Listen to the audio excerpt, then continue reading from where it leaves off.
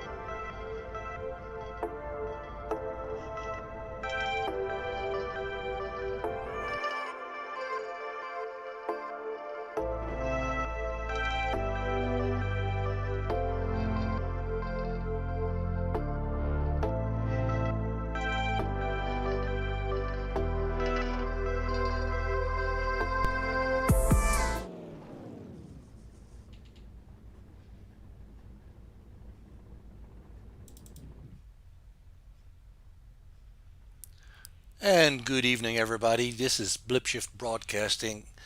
My name is Mark, and I'm welcoming you to the Saskatchewan Stock Car Championship first round at the track of South Boston. For a .4 mile long track with 12-degree bankings on each side and 10-degree bankings on the straights. We are going to be running the Chevrolet Monte Carlo SS here, a 3,100-pound heavy stock car with a V8 engine producing 370 horses.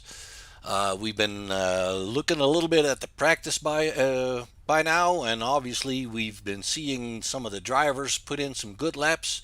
It looks like everything is really matched up well close together, and I will be assisted during this broadcast by Jordan Berry, the race director, and he will give us some more information there where my knowledge is falling short. You are currently looking at Robin Boomsma in the number 29 car setting up some qualifying laps.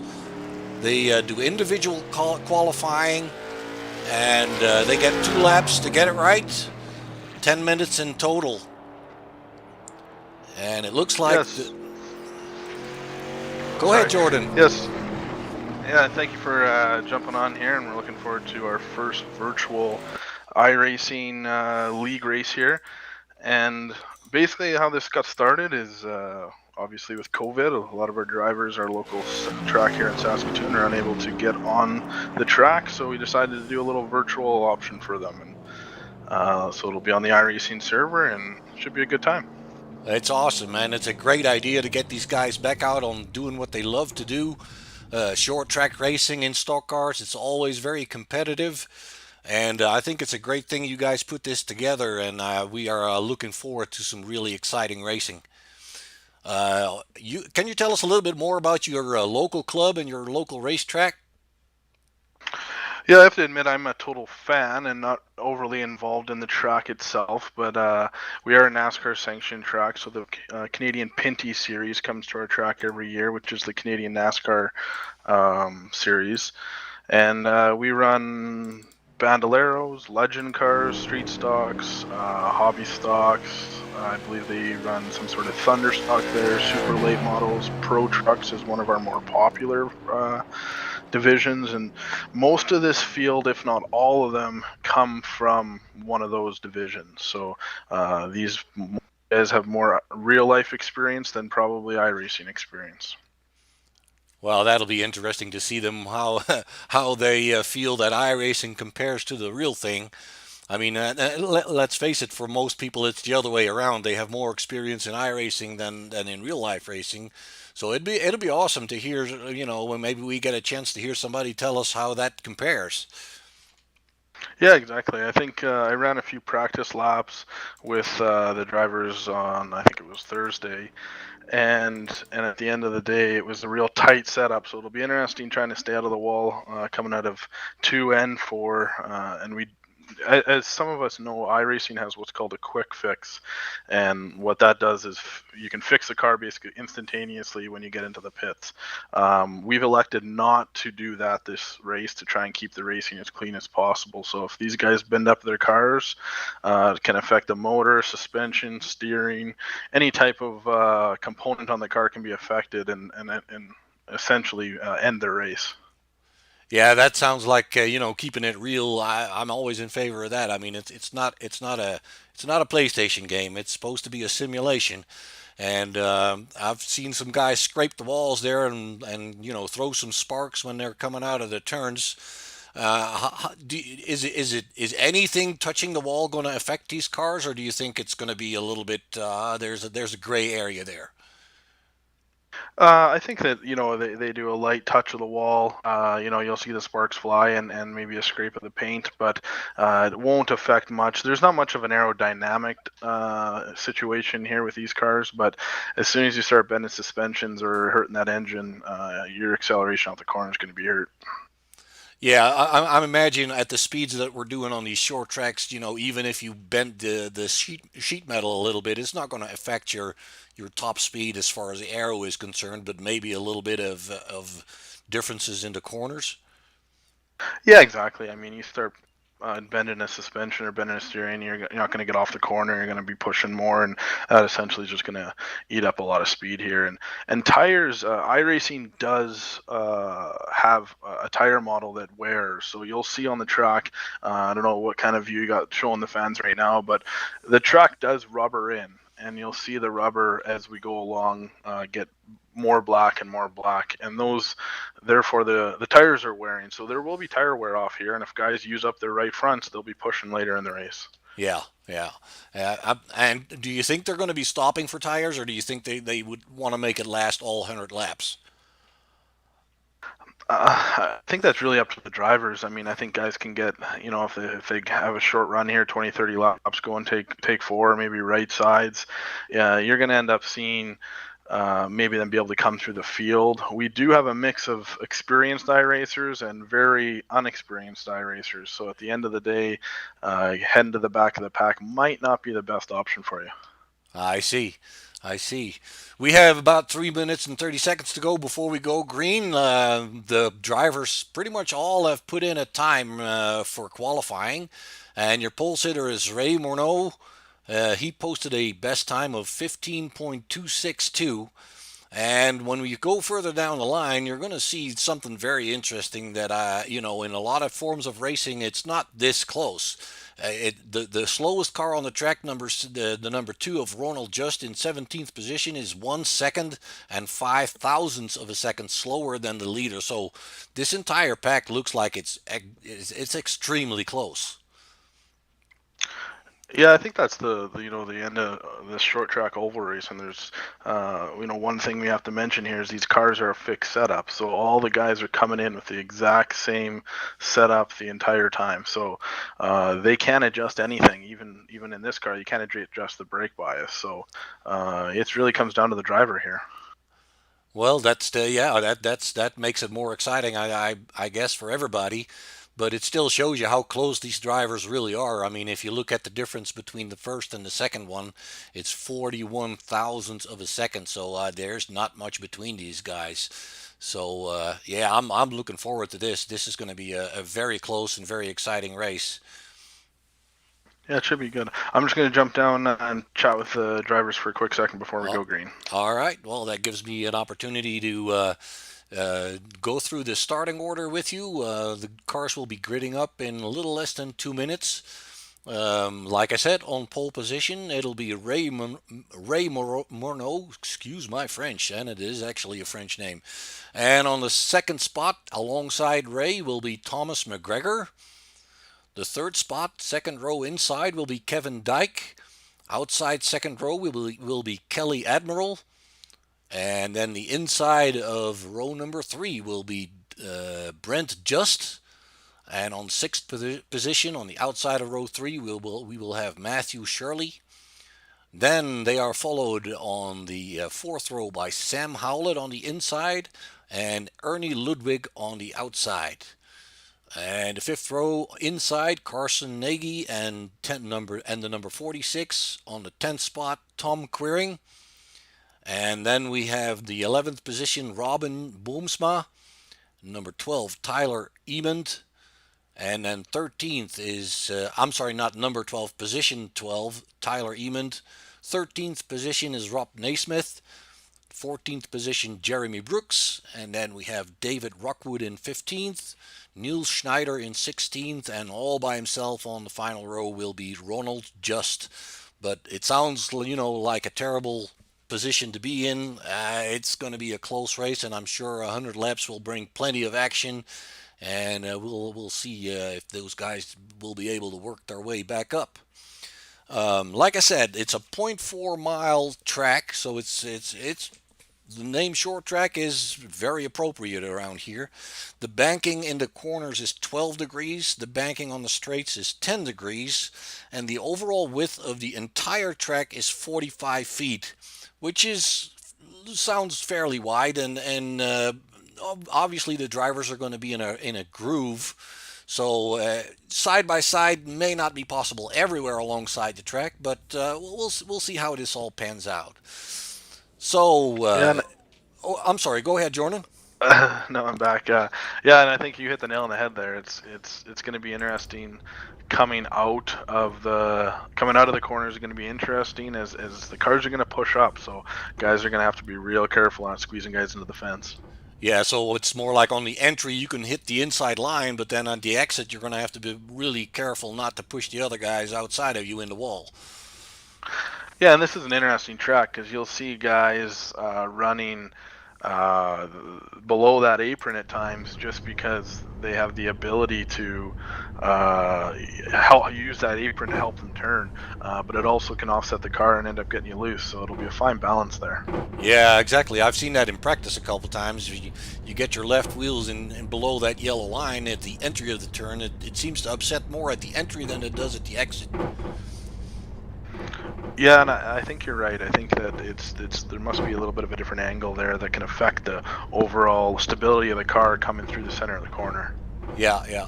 Well, obviously, when you're turning in, you're at the beginning of the turn. So, like in turn 1 and 2 and 3, you're losing speed and you're leaning on that left front, so you're kind of taking the weight off the rear end. So, I guess that'd be a part of the turn where you want to be careful not to swing that back end around. Yeah, no, exactly. And these cars are not as powerful as what the super late model in this series are, or some of the modified. So I think the idea of getting loose here might be the help of the chrome horn that someone else gives you. So we'll have to watch for that as well. Yeah, yeah. Well, some of the guys are revving up those 8 cylinders under the hood there. We are looking at the Mustang pace car ahead of the pack. And it looks like we're still waiting for one driver. Nope, we got them all, I think. I'm pretty sure we got them all. For me, and I'm not racing. That's correct. Yeah, but not everybody posted a time in qualifying, it looks like. So, everybody did. Well, something up with my scoring here. There they go. Well, sometimes what happens is in Irish, you have to, well, at any time during qualifying, it'll negate your qualifying time. So. Yeah.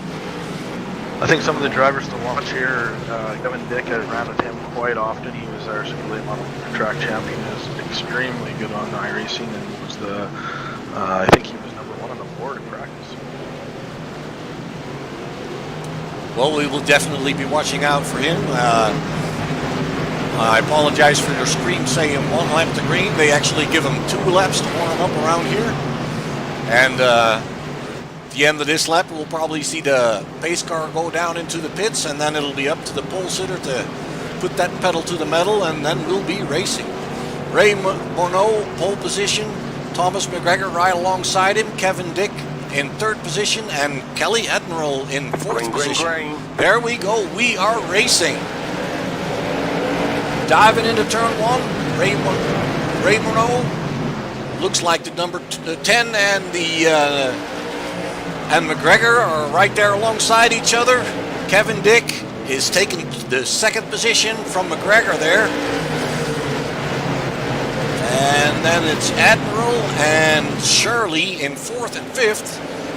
And the number 8 here, Kelly Admiral, pushing hard, getting past Thomas McGregor. Field is already stretching out just a little bit. Some cars. Oh, we have a caution. We have a caution.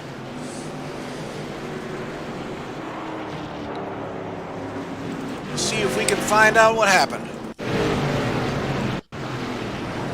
Yeah, it looks like my angle there looks like someone just got in the right rear of the driver right now. But you're going to see on the replay shortly, and just turned him into the inside wall.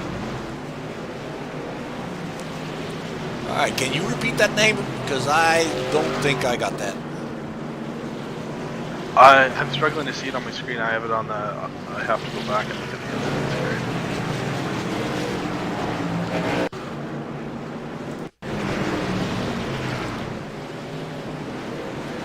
I think it was the 17 that hit somebody. Tyler Emond? I believe so. Let me see here. No, it was actually the. Yeah, I think he got into the back of the 69 there. No, not the 69. Let's see if we can find another camera angle that shows us what's going on. That's the 46 and the 18 car, and it looks like he just put that nose right up against the left rear fender of that 46 and swung him around, and that is Tom Queering. He's being shown a lap down in 17th position. Well, the one thing to note here is iRacing allows us to do custom numbers, and as the league just starting up here, we'll have to get the numbers kind of sorted because Tyler Emond is 18, and I believe there's another driver at the front of the pack who's also 18. So once we get all that sorted out, yes, it's our leader Ray Morneau that's also 18. Yeah, so it becomes a little difficult for us broadcasters to sort out numbers at times because we run on the iRacing numbers, and if they're running custom numbers, it can kind of get a little interesting. But we'll get it all sorted out. I am sure we will. I'm sure we will. And I tried to tune down the iRacing sound just a notch, and hopefully we'll be able to understand each other a little bit better. Especially when things are heating up, they are making a lot of noise. It looks like we're going green in the next lap. Ray Morneau is still leading the pack. Kevin Dyke is now up to second place. Double file restart like we are used to in NASCAR.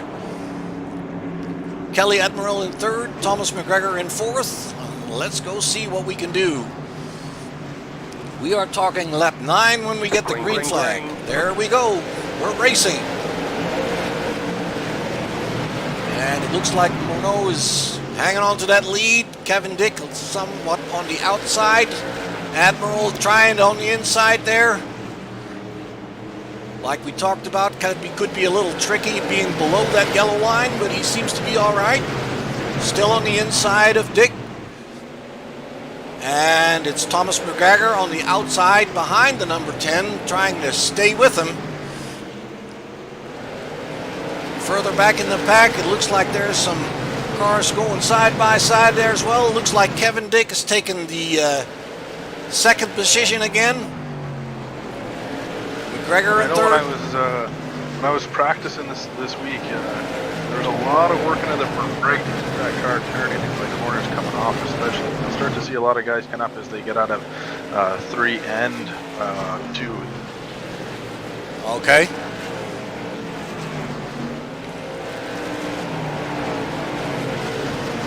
That looks like they're stretching out a little bit more now back here, up here at the front. Morneau's got a couple of car lengths on Kevin Dick. McGregor's a couple of car lengths behind him. And it looks like Kelly Admiral's dropping back just a little bit, having to deal with the number 12 of Matthew Shirley. Brent Just and Sam Howlett following closely. And it looks like the Matthew Shirley is trying on the inside there on Kelly Admiral's, trying to stay alongside for turn one. I can't quite keep it there right now. And then right behind him, 3 cars all together. That looks like Brent Just, Sam Howlett, and Carson Nagy is coming to his inside, but he can't make it stick. And back well, up. I think you're going to see a high line work in here as they rubber in this track. I think you're going to start to see guys move up, and you'll hopefully start to see a little bit of a 2-lane racing. So basically they're building up their own lanes as they're going. Yeah, like the way iRacing has the model set up is they have the ability to lay rubber. So as the cars work in the higher lane, you'll see guys find more grip as they move up into the lanes and the tires wear out.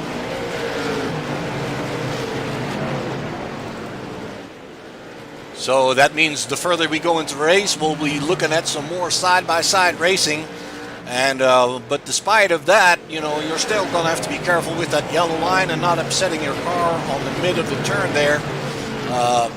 It looks like Ray Morneau is pulling a good lead right now. Maybe Kevin Dick's coming in and coming back at him a little bit. And then Thomas McGregor is falling back just 5-6 car lengths there. And Kelly Admiral in 4th position has made sure that he kept Matthew Shirley a little bit further behind. And Brent Just following, Sam Howlett following, Carson Nagy. Go ahead. It's gonna get real interesting because if you start to push these cars too much and you get too big of a lead or too far out there, you're really heating up that right front, and eventually that right front's going to either give out completely because we actually do have tire blowouts here, or the car is going to go away from you. So it could be a fact of Kevin Dick's holding back right now, just trying to save some tires as we got 100 laps to go here, or 100 lap race here. Yeah, that sounds like a good strategy. I mean, we're only on lap 22 of 100. So yeah, saving tires will give you an advantage at the end of the race, obviously. Now, Jordan, you said that there's not very likely that they're going to be making pit stops unless there may be other damage to get fixed. But especially during green flag racing, a pit stop would basically put you out of contention completely. Yeah, you're not going to see any guys come down for green flag stops unless they need to fix something they've damaged. The driver's meeting sounds like the tires will hold up the entire race and will definitely good on fuel. So if we do have a caution and someone goes down, it's going to be their own risk to go to the back and have fresh tires, which will make a difference. I would be concerned about coming through the back in this type of race. Yes. Well, meanwhile, we are seeing the lead guys. You're just looking at Kelly Admiral in the purple car there, working their way around traffic. Ronald Just has been put down a lap. I'm not sure if Tom Curring is still running around. Let's see if we can find him. He is actually. He's shown 3 laps down after that incident earlier in the race. The back end of that car looks pretty bent up. So, yeah, traffic's going to be a factor on a short track like this, obviously. Oh, we just got a wreck there, the number 69 of Sam Howlett. Let's see if we can figure out what exactly happened there. It gets a little tap there from, it looked like Ronald Just, but I'm not 100% sure who that was. Oh, and then you get people that are not careful under the yellow flag and run into everybody. Track is being blocked right now. Let's see if Sam can get it going again. He does.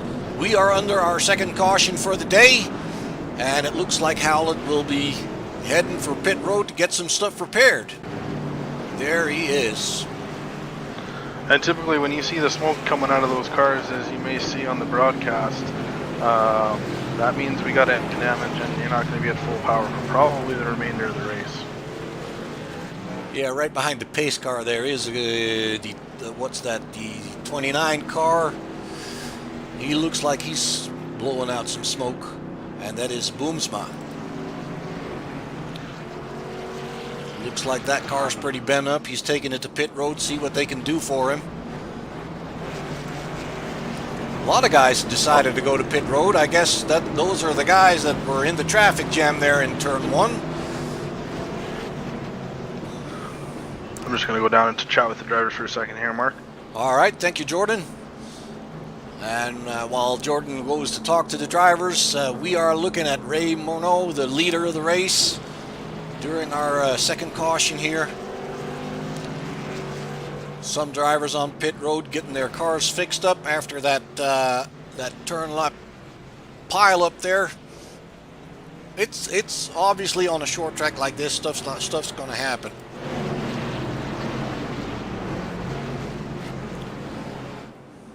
And we are now looking lap 32 of 100, still under caution.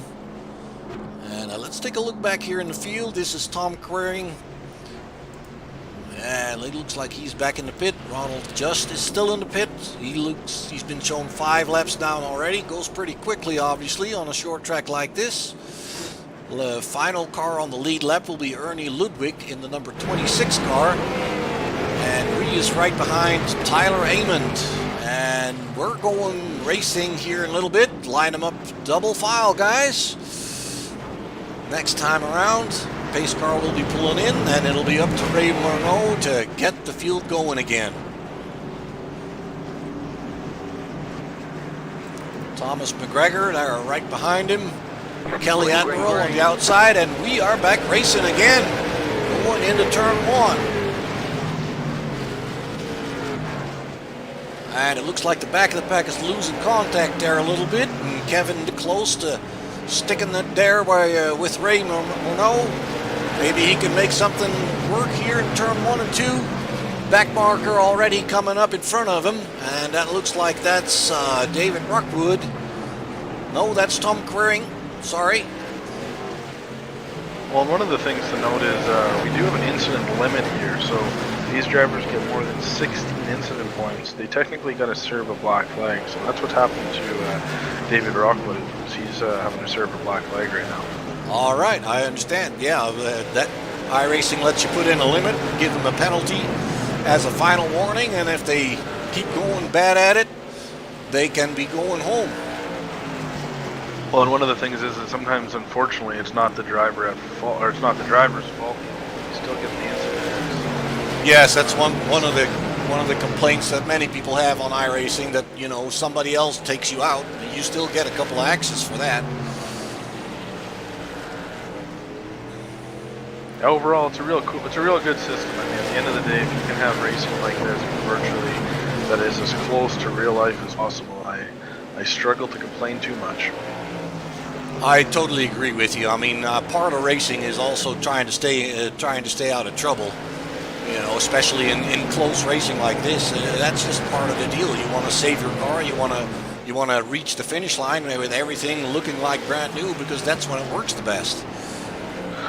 And even if you, I don't know if you can get the right camera angle as you're the producer here, but it's so real that you'll actually be able to see those brake routers heating up, glowing orange. That's how real they can get these cars.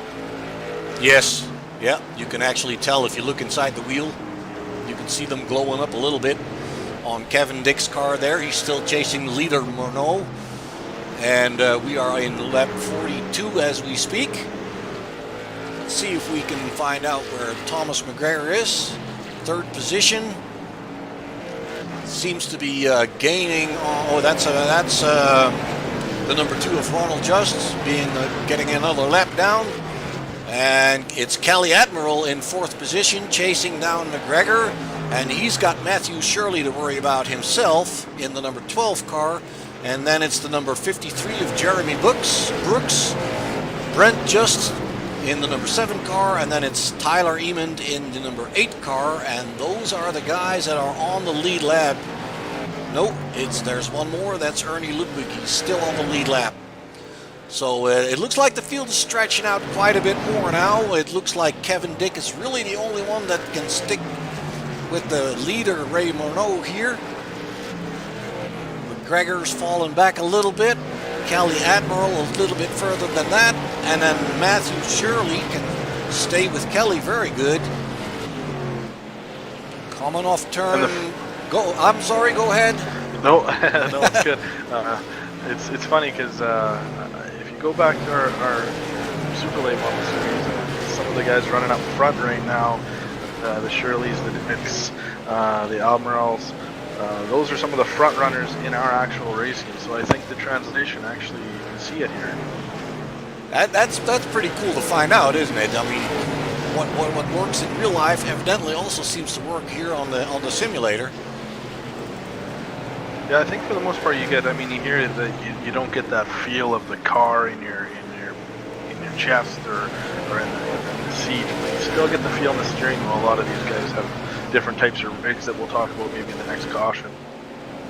Yes, exactly. Well, I do a little bit of racing myself, and you're absolutely right. I mean, I've driven a real Formula Mazda car, and the G-forces in real cars are not as crazy as in go-karts, for example. So I feel that the reality of iRacing is very, very close as far as I can tell. Of course, I don't have a lot of experience, but yeah, it's pretty close. We're looking at Matthew Shirley here, still chasing down the number 8 of Cali Admiral in 4th position. Matthew is in 5th. Up front, nothing's changing. It looks like Ray Morneau now has about a half a second on Kevin Dick. And that's what about a half a second looks like on a track like this. It's not much. But in racing terms, it feels like a lot. Yeah, especially at this track. I mean, you're sitting there, you don't have when you have a fixed setup where it's the fine-tuning of your wheel that's really making a difference here, and your big inputs and your total telemetry. So would you agree with me that a lot of this is about being smooth and precise? Absolutely. You're going to start to see Kevin Dick. I've even seen a couple times where even if he gets a little twitchy on that wheel or too much brake going in, he'll set that car sideways. So it's, at some point he makes it a controlled drift, really. Well, you got to be careful with the whole drifting, but as you can see, he is, but you're burning tires. So yeah, obviously, yeah. The more you slide, the less rubber you'll have at the end. I think probably the best battle on track is Admiral and Hope, and they're wrecking, actually, as I said that. The yellow flag is out. The number 12 is Shirley, and the Admiral just got into each other. Yeah, here. I see it. Let's see let's see if we can figure out what happens here.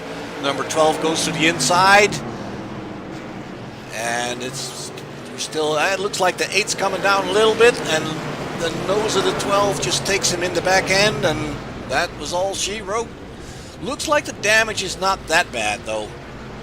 They didn't hit the wall that hard, so hopefully they can keep going and keep us entertained with this stuff.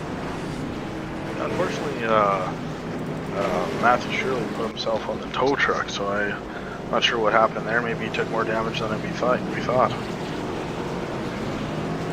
Let's see. Yeah, he went to pit lane. Maybe the steering got bent. Something we can't see, but that obviously would hinder him extremely on the track. Yeah, absolutely. As we were talking about before, you'll see a wide variety of guys with different sim racing rigs here. You have guys that have, an excess of, I don't know if it's necessarily on this sim or on this race series, but you can spend $20,000 on a rig and you can spend $400 on a rig. Ironically, one of the best iRacers in the world has about a $400 rig. Isn't that amazing that finally we found a way of it not being about the dollars that you spend, but about the talent that you bring and the dedication? Absolutely, that's one cool thing. If anyone watched the NASCAR series, the pros doing their thing on Fox and TSN, you had Timmy Hill with a $400 rig, and you had Denny Hamlin with about a $60,000 rig. Yes, I'm not sure. I don't remember the name, but I did read something on the internet that one of the real life NASCAR drivers joined in a race at the kitchen table, talking to his wife with a $400 steering wheel, and that was all he had. He was sitting in a kitchen chair, and he won the race. Absolutely, that'd be Timmy Hill. Oh, is that him? Okay, yeah, I didn't remember that name, but yeah, and that's what I really love about this stuff. You know, in real life, let's face it, the more money you bring, the better your chances. But in this stuff, you can just have fun and you know, hone your skills, practice, and do good against people that spend 10 times the money you do, and it still happens. Yeah, absolutely. I mean, you can definitely spend a lot of money here if you want to, but it's not necessary. Exactly, exactly. So we're looking at going back to racing again. The pace car will be pulling in at the end of the lap here, and Morneau is hitting the throttle early and going at it again. Kevin Dick following, Thomas McGregor in third, a couple of car lengths to Tyler Edmond in the 18 car. He'll be shown in scoring as 17. Jordan explained why that is. And then it's Jeremy Brooks in the 53 trying to keep up with Emond. And Jeremy's come from further back, I think. Yeah, I think he's coming from He's up 8 spots. Yeah, he looks like he's between him and Emond. We are hard chargers tonight. Emond's has come up 7 and Brooks up 8. Yeah, he just blinked on us there a little bit, but yeah, he's doing a great job working his way up.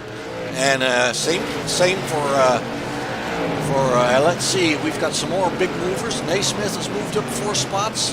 Howlett dropped 7 spots. He's further back. And let's go back up front here real quick. The number 10 is closing in on Morneau.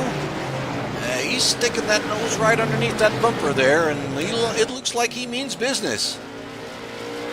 Yeah, probably the best battle on the track right now is Tyler Emond and Brooks. They're side by side for the last 2 laps here. Let's go back here, and it looks like the 53 of Brooks is putting it ahead there. Emond coming up on the high side a little bit there.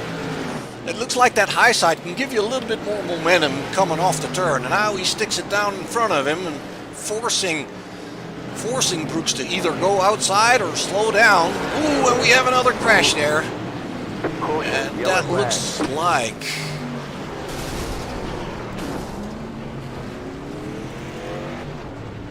I think Kelly got into it again with as a guy as he's trying to work his way up the field. Kelly's got some marks on the side of him there. Let's see if we can figure out what happened. Yep, you're right. It's the number 13 on the inside there. The 8 of Kelly is on the outside. And it looks that at the exit of the turn, 8 was not high enough for the other one to have the room to keep it going. Very unfortunate, but that's just all part of it, I suppose. I find it so interesting. He had a good camera angle of his car, and you can see the donut marks on the wheel, on the number, and it's pretty cool. Yeah, exactly. We were just looking at that. Let's see if we can get a little closer to him. Kelly Admiral. There you go. That car needs a new paint job, that's for sure. Meanwhile, at the front... Speaking of paint jobs real quick, is the cool thing about iRacing is you can run custom paint jobs. So if you look at the number 12 of Shirley, that's his actual paint job that he'll be running this year. The 93 of Neil Schneider, he'll be running that paint scheme. Kevin Dick also, that'll be one of very similar to his paint scheme. So it's pretty cool that these guys can put their paint schemes on iRacing. Yeah, now the way I understand it is you're not driving the same car at every venue, are you? No, it's a very unique league. We're going to basically do something different every week. So next week, I believe we're doing street stocks. And the following week after that, I want to say we're going dirt track racing or super late models. I'm not sure. But one of the things you can check out is the Saskatchewan Stock Car Racing Championship on Facebook. We'll be doing weekly updates. Cool. That way the fans know where to go and check out where they want to go next. It looks like Kevin Dick has taken over the lead, and Ray Morneau has dropped down to 5th position. So, and judging from the front end of his car, maybe they touched a little bit. Well, it's kind of interesting to see the guys at the front are obviously the guys with the cleanest cars. And it'll be interesting to see Tyler Emond and Kevin Dick go at it here. Tyler, don't quote me on this, but I don't even think he can drive a real car in real life. But he is a racer in he's real life, though. a very skilled racer. The last Super Late Model race I went to, he pretty much waxed the field. It was a good race. Green flag. Wow, that's amazing. That's amazing. That's cool. All right, we're back at it again. It's Kevin Dick in front now in the number 10 car. Tyler Eamon trying to stay with him now. And it looks like it's the 53 of Jeremy Brooks on the inside trying to gain some positions here. Just trying to stick that nose underneath the 18. I can't make it stick. He's staying alongside, but he's not ahead of him yet. And then we have the 75 of Thomas McGregor hanging in there, and Ray Monod trying to make up for lost ground. He's coming with the 53 there, also on the inside of 18. I don't know if you can tell, Mark, the 18, the orange 18 may have took tires on that last pit stop. You're talking about Ray Monod? Ray Monod? Yeah, I believe. I want to say I saw him in the pits. Okay. Let me see. It does show that he had a pit stop. I missed that. Yeah, you're right. He did have a pit stop. And actually, Jeremy Brooks, running in third position, has already got 2 pit stops to his name. So I guess those guys, they might be going for tires a little bit more than we expected. Well, I think with so little on the lead lap that you're not having to go through a field when you're pitting. The lap cars end up going pitting at a different time than you, so you're not going behind them. Yeah. Actually, we have a lot of guys that's been on pit road, and the only ones that have not been on pit road is Kevin Dick, the leader, and Tyler Eamon, number 18 on his car. Tyler Eamon is the other one that has not been in the pit. So most drivers by now have got some fresher tires probably than the leader and the fourth position car here. That'll be interesting to see how that works out. McGregor chasing that number 18 car. Well, and the thing too is it does take a few laps for these tires to build up heat, like in real life. So, Kevin Dick has potentially older tires. I don't know for sure. Again, you can maybe check on that. But it may take him a couple laps to fall off, whereas the 18's tires start to heat up, he'll start to gain again. Yeah, exactly. So it'll take the other ones a little bit longer to warm them up, and it looks like right by now they did so because Ray has brought it way back up underneath that rear bumper of Kevin Dick, and he's hanging there very, very well. Now he's already starting to look on the inside a little bit, coming up on lap traffic.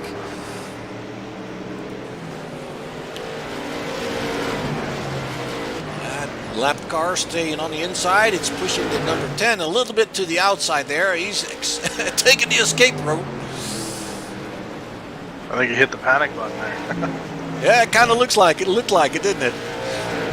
Well, the interesting thing is with that is he'll get a speeding road or a pit road penalty. So eventually he's either going to have to come down or hold 3 seconds.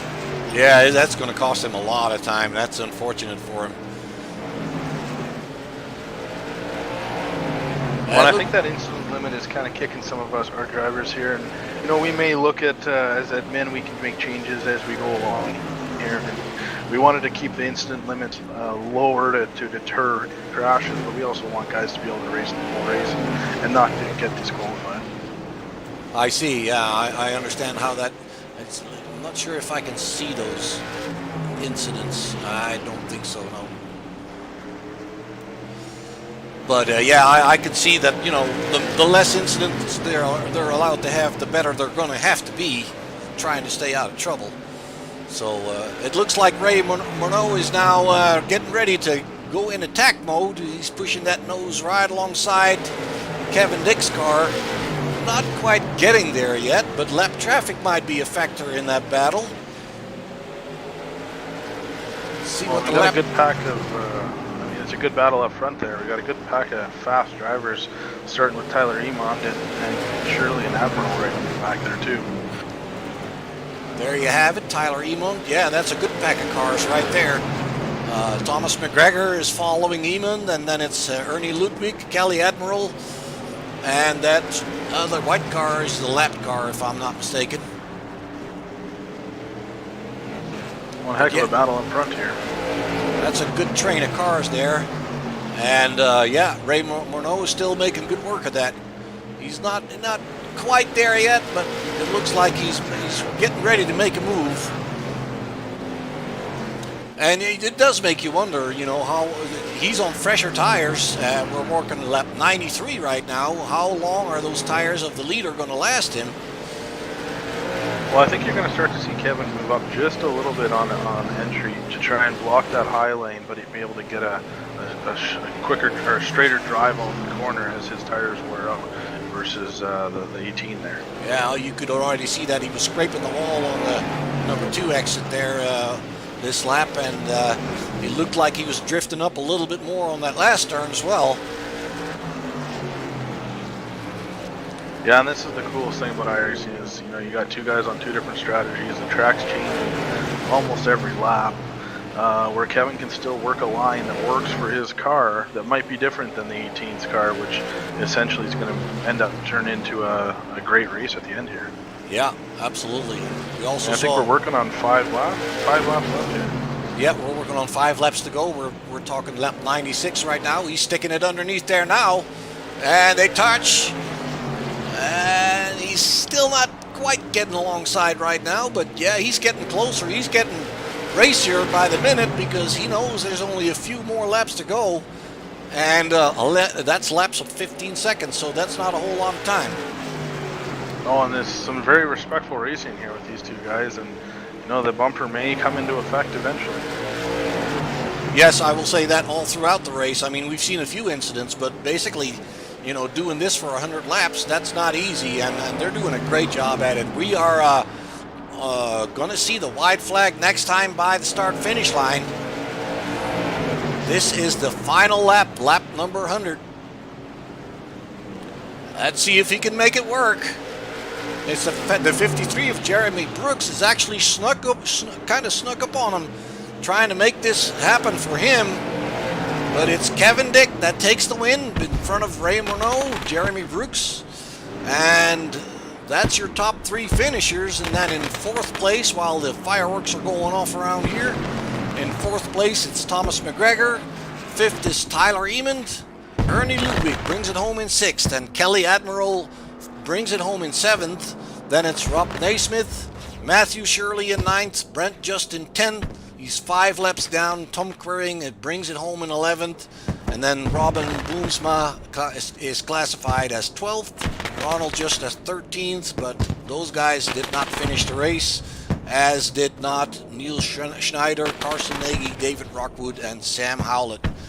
It's been 100 laps of some great racing, I will tell you that, and I enjoyed myself quite a bit. This is good stuff. It's close. It's competitive, it's clean, it's respectful, it's very good racing, and you would expect on a short track like this to, you know, that being a problem. I can see that as well.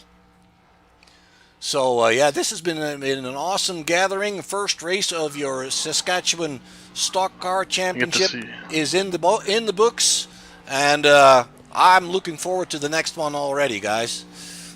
Well, and even if you want to, I think we missed it, but if you want to rewind it and see Kevin burn it down, it's I don't think there's any tires left. All right, let me back it up here. There he comes. But yeah, I know it was a great race. You know, obviously us as a league's first one out, so lots of things we can change and make better, but overall it was a heck of a race. Absolutely, I couldn't agree with you more, man. And I do appreciate your help on some of the insights. You know these guys, you know your short track racing for sure, and having a little assistance telling me where the action is, I really appreciate it. I know it's a lot of fun, and I actually was talking with the actual track announcer just before the race via text message, and we might even see if we can bring him on for a race or two and have some real insights some of these guys as he does it every weekend at the track. That would be pretty cool for this league. Absolutely, that's great. That'd be a lot of fun. Yeah. Well, I really appreciate your time, Mark, here, and we'll probably definitely see you back next week. And I believe, check the Facebook post, everyone. Saskatchewan Stock Car Racing Championship, but I believe we are headed to the street stocks. Not, I can double check the schedule though. I can tell you where it is. It's USA International Speedway, and you are right. It's the street stocks. We're going to be doing 100 laps there as well. Yeah, so that'll be a real fun. So how iRacing actually works is when you buy iRacing, you get free content. So Street Stocks is one of them. You get a NASCAR.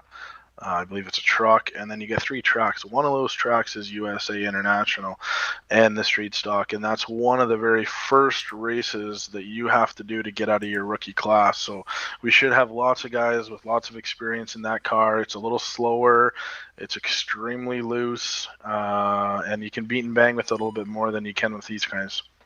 Yeah, and if I'm not mistaken, that's the car that looks like an older Camaro, right? Absolutely, yeah, it Yeah, looks like yeah, an yeah. older Those are Camaro, and we'll see I've some fun paint jobs, I think, again next week. yeah, I'm sure. Yeah, I've driven that car a couple of times, and it looks easier than it is. I can tell you that. Yeah, absolutely. Like I said, I'll let you send off the crowd here, and I appreciate your time. I'm going to head down to the driver's lounge and debrief with them, and we'll see you next week. All right, I thank you very much, Jordan, and we're going to sign it off here at Blip Shift Broadcasting. Your race winner is Kevin Dick. Your second place finisher is Ray Morneau, who tried very hard at the end, couldn't make it work. And the third place finisher rounds out the podium is Jeremy Brooks. We hope to see you all again next week, same time, different place, obviously. We're going to be going to the USA International Speedway. We're going to be doing street stocks like Jordan just talked about. We hope to see you there. And thank you very much for tuning in. And we'll be back. Thank you.